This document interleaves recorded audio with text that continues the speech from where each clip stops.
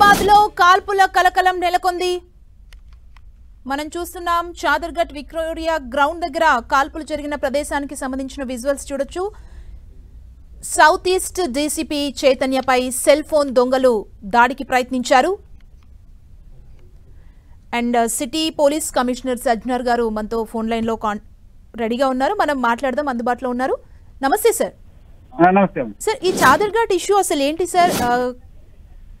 అదే మన డీసీపీ ఆ ఏరియాలో వెళ్తుంటే మొబైల్ స్నాచింగ్ జరిగింది. అది ఆ దొంగ ఇమీడియట్లీ పారిపోవడానికి ప్రయత్నం చేస్తే మన వాళ్ళు ఇమీడియట్లీ ఆయన వెంబడబడినారు. ఆయన పట్టుకోవడానికి ప్రయత్నం చేసినప్పుడు ఆయన మన వాళ్ళ పైన ఆయన కత్తితో దాడికి దిగడం జరిగింది. ఆల్మోస్ట్ మన కానిస్టేబుల్ దగ్గర వచ్చి ఇంకా ఆల్మోస్ట్ కానిస్టేబుల్ గా అటాక్ అవుతున్నప్పుడు మన డీసీపీ గారు 2 రౌండ్ కాల్పులు జరపడం జరిగింది. ఆ కాల్పులో ఆయన ఇంజర్ కావడం జరిగింది. ఇమీడియట్లీ ఆయనకు హాస్పిటల్ షిఫ్ట్ చేయడం జరిగింది. మన వాళ్ళు కూడా కింద పడడంతో దెబ్బ తగిలింది. వాళ్ళు కూడా ఇమీడియట్లీ హాస్పిటల్ షిఫ్ట్ చేశాను. ఆ ఏరియాను కూడా సెక్యూర్ చేయడం జరిగింది. సార్, అంటే డీసీపీ చైతన్య గారికి ఏమైనా గాయాలు అవడం ఏమైనా జరిగింది? అంటే కత్తితో దాడి చేసే అక్కడ ఒక స్కఫల్ లో అక్కడ ఆయన పట్టుకోవడానికి ప్రయత్నం చేసినప్పుడు కింద పడడం జరిగింది. సో ఇమీడియట్లీ ఆయన కూడా మనము ఇక్కడ హాస్పిటల్ షిఫ్ట్ చేయడం జరిగింది. సార్, అంటే ఇది సెల్ ఫోన్ దొంగల ప్రయత్నమేనా, లేదంటే గంజాయి బ్యాచ్ ఏదైనా యాడ్ అయిందనే డౌట్స్ ఏమైనా రేస్ చేస్తున్నారు? కొంచెం ఇంకా అది ఎంక్వైరీ చేయలేదు. వీళ్ళు సెల్ ఫోన్ దొంగలే, బట్ వాళ్ళకి ఏమాత్రం ఉందా, అంతకుముందు ఇన్ఫ్లుయెన్స్ ఉందా, వేరే కేసెస్ ఉన్నారనేది మనం డీటెయిల్ గా ఎంక్వైరీలో తేలుతుంది. సార్, అంటే మనం రీసెంట్ టైమ్స్ లో చూసినట్లయితే పోలీసుల మీద దాడుల్ని వరుసగా చూస్తున్నాం. అండ్ నిజామాబాద్ లో చూసాం, ఓల్డ్ సిటీలో కూడా మనం చూసాం. అండ్ ఇప్పుడు చాదర్ఘట్ లో చూస్తున్నాం. ఓల్డ్ సిటీలో ఏఎస్ఐ చొక్కా పట్టుకొని గంజాయి బ్యాచ్ రెచ్చిపోయింది కూడా మనం చూసాం. వరుసగా పోలీసులపై ఈ అటాక్స్ ని ఎలా చూడాలి సార్? లేదు, మనము డెఫినెట్లీ మనము లీగల్ గా ఆనే పట్టుకోవడానికి మా ప్రయత్నము చేస్తూనే ఉంటాం. మన పైన వాళ్ళు దాడి దిగి మన పైన కత్తి పైన చేసినప్పుడు డెఫినెట్లీ మనం సెల్ఫ్ డిఫెన్స్ లో ఫైర్ చేయాల్సిన పరిస్థితి వచ్చినప్పుడు డెఫినెట్లీ మనం ఫైర్ చేస్తాం, ఇంకా తప్పని పరిస్థితుల్లో. ఎందుకంటే ఇదే పరిస్థితి ఇక్కడ కూడా జరిగింది. ఎక్కడైనా అంతే, ఇంకా మనము మన పైన దాడికి దిగి మళ్ళీ మనకు ఆల్మోస్ట్ ఇంకా పొడిచే సందర్భంలో మనము ఫైర్ చేయాల్సి వచ్చింది. సో డెఫినెట్లీ మనము సెల్ఫ్ డిఫెన్స్ గా మనం యాక్షన్ తీసుకోవాల్సి వస్తుంది. సార్, పోలీసులపైనే దాడులు చేసి ఇలా కత్తితో అటాక్ చేయడం, పోలీసుల మీద ఇట్లా దాడులు చేసినప్పుడు ఎలాంటి చర్యలు ఉంటాయి సార్ బేసిక్ గా? డెఫినెట్లీ వాళ్ళపైన కూడా యాక్షన్ తీసుకోవడం జరుగుతుంది. మనం కూడా కేసు కడతాను, ఇట్లా మా పైన అటాక్ చేశాను, మనము ఫైర్ చేశానని చెప్పి కూడా ఆ ఫ్యాక్ట్స్ తీసుకొచ్చి మన ఎఫ్ఐఆర్ కట్టేసి ఆయన బ్యాక్గ్రౌండ్ కూడా వెరిఫై చేసి దెన్ మనము లీగల్ యాక్షన్ తీసుకోవడం జరుగుతుంది. అంటే దొంగల దాడికి కత్తితో డీసీపీ చైతన్య గారిపై ప్రయత్నం చేసినప్పుడు డీసీపీ ఎన్ని రౌండ్ల కాల్పులు చేయడం జరిగింది సార్? ఈ ఇన్సిడెంట్ 2 రౌండ్ కాల్పులు చేశారు.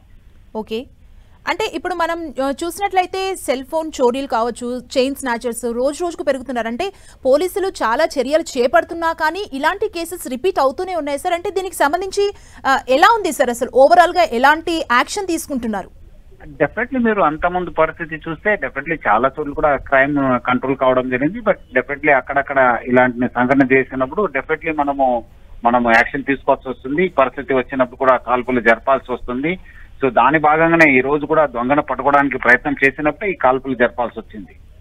అంటే సార్, 2 రౌండ్ల కాల్పుల్లో అంటే ఏ స్పాట్ లో దొంగకి గాయాలు అవ్వడం జరిగింది, అంటే హాస్పిటల్ కి తీసుకువెళ్లారనే ఇన్ఫర్మేషన్ కూడా ఉంది. అండ్ 2 దొంగలు ఉన్నారు, అందులో ఒకరిపై కాల్పులు జరిపారు, ఇంకొకరు దొంగలు ఉన్నారని చెప్పి తెలిసింది. ఒక దొంగ పారిపోయినారు, ఇంకోటి దొంగ మాత్రమే ఆయనకు ఇంజర్ కావడం జరిగింది. ఆయన ఇమీడియట్లీ మనం ఇక్కడ ప్రైవేట్ హాస్పిటల్ షిఫ్ట్ చేశాను.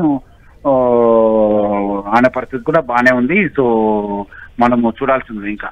సార్, అంటే పారిపోయిన దొంగ ఎవరైతే ఉన్నారో తనకు సంబంధించిన సర్చింగ్ ఎలా ఉంది సార్? అంటే సీసీ ఫుటేజ్ చెక్ చేస్తున్నారా? ఎలా కూడా అక్కడ పెట్టాను, డెఫినెట్లీ అక్కడ ఎంక్వైరీ చేయడం జరుగుతుంది. ఆయన కూడా పట్టుకోవడానికి కృషి చేస్తాను. అంటే ఓవరాల్ గా ఇలాంటి ఘటనలు చూస్తున్నప్పుడు, అంటే పోలీసుల మీద దాడుల్ని చూస్తున్నప్పుడు కొంత భయాందోళనకు గురవుతున్న సిచ్యువేషన్ కూడా కనిపిస్తుంది. అంటే చాలా మంది సామాన్యుల పైన కూడా చైన్ స్నాచింగ్ కావచ్చు, సెల్ ఫోన్ చోరీ చేసే టైంలో కూడా వాళ్ళని హార్మ్ చేస్తున్న సిచ్యువేషన్స్ మనం చూస్తున్నాం. ఇప్పుడు పోలీసుపై ఎలా అయితే కత్తితో దాడి చేయడానికి ప్రయత్నం చేశారో సామాన్య ప్రజలను కూడా బెదిరించిన సిచ్యువేషన్స్, కొంతమందిని చంపేసి కూడా బంగారం తీసుకెళ్లిన సిచ్యువేషన్స్ చూస్తున్నాం సార్. అంటే స్ట్రాంగ్ గా ఇంకా ఎలాంటి చర్యలు తీసుకుంటే బాగుంటుంది అంటారు ఇలాంటి వారిపై? డెఫినెట్లీ మా వంతు మనము కృషి చేయడం జరుగుతుంది. మనం కూడా బాగా సైంటిఫిక్ గానే మనము ఇన్వెస్టిగేట్ చేయడం జరుగుతుంది. మనము డెఫినెట్లీ ఎక్కడెక్కడ అవకాశం ఉంది పట్టుకోవడానికి ప్రయత్నం చేస్తున్నాం. ఇంకా పట్టుకున్నప్పుడు కొన్నిసార్లు మన పైన అటాక్ జరుగుతుంది, కొన్నిసార్లు మనకు కూడా ఇంజూర్ కావాల్సి వస్తుంది.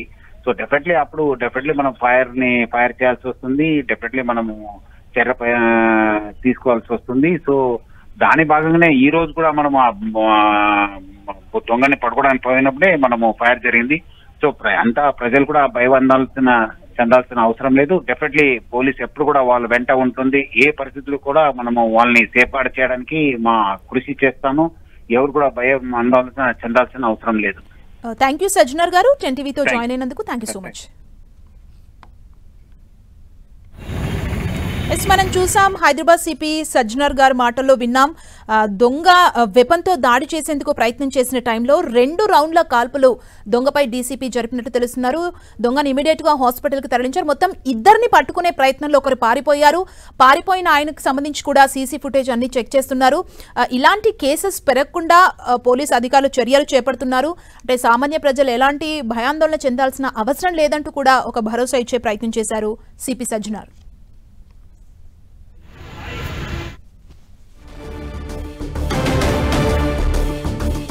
హైదరాబాద్ లో కాల్పుల కలకలం నెలకొంది. సౌత్ ఈస్ట్ డీసీపీ చైతన్యపై సెల్ ఫోన్ దొంగలు దాడికి యత్నించారు. డీసీపీ చైతన్యపై కత్తితో దాడికి ప్రయత్నించారు. చాదర్ఘాట్ లోని విక్టోరియా గ్రౌండ్ లో ఈ ఘటన జరిగింది. సెల్ ఫోన్ దొంగల్ని పట్టుకునే క్రమంలో డీసీపీ మీద కత్తితో దాడి చేయబోయారు. ఈ తోపులాటలో డీసీపీ గన్మెన్ కింద పడగా గన్మెన్ వెపన్ తీసుకుని డీసీపీ చైతన్య కాల్పులు జరిపారు. 2 రౌండ్ల కాల్పులు జరిపారు డీసీపీ చైతన్య. ఈ కాల్పుల్లో ఒక దొంగకు గాయాలయ్యాయి, మరో దొంగ పరారయ్యారు. గాయపడ్డ దొంగని హాస్పిటల్ కు తరలించి చికిత్స అందిస్తున్నారు.